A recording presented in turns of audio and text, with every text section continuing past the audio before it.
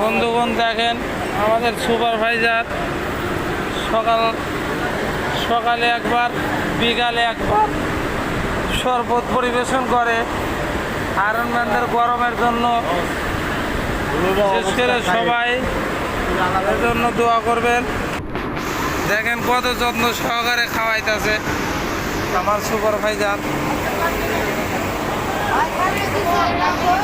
বেশি বেশি প্রোডাকশন দিবা, আরো ভালো উন্নত জিনিস খাওয়ানো হবে। দেখেন সবাই আখ পেতে তাই আছে, গলা শুকিয়ে খাওয়ার জন্য পাগল হয়ে গেছে, দিবানা হয়ে গেছে খাওয়ার জন্য। আর পাশে একটা মেয়ে আছে দেখেন, সবাই খায়।